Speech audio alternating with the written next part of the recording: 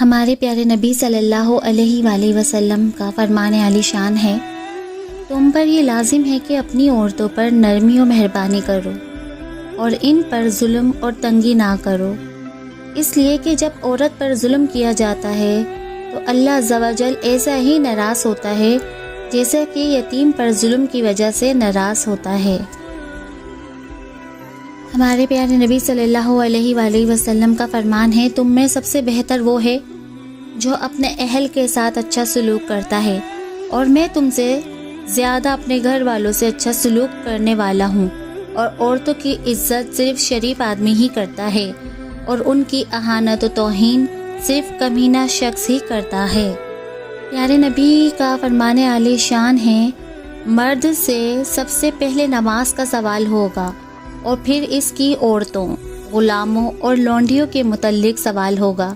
لہٰذا اگر زندگی میں ان کے ساتھ حسن سلوک اور احسان کیا ہوگا تو اللہ تبارک و تعالیٰ بھی اس پر احسان فرمائے گا،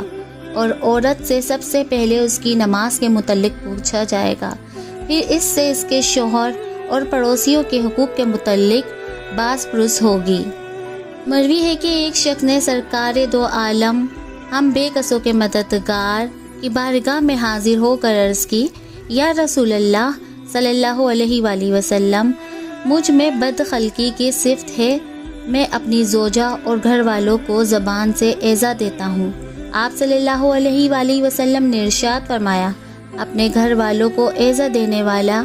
کا کوئی عذر اللہ تعالیٰ قبول نہیں فرمائے گا اور نہ ہی اس کی کوئی نیکی قبول کی جائے گی، اگرچہ اس نے ہمیشہ روزے رکھے ہوں اور بہت زیادہ غلام اور باندیاں آزاد کی ہوں، اور وہ شخص سب سے پہلے جہنم میں داخل ہوگا۔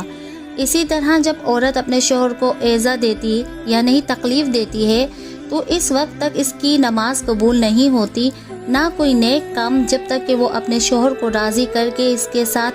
اچھی زندگی نہ گزارے۔ یقیناً قیامت کے دن اللہ عز و جل تم سب سے ایک دوسرے کے متعلق پرسش فرمائے گا۔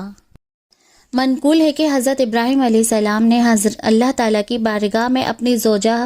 حضرت سیدنا سارہ رضی اللہ تعالیٰ عنہا کے خلق کی شکایت کی تو اللہ عز و جل نے ان کی طرف وحی فرمائی،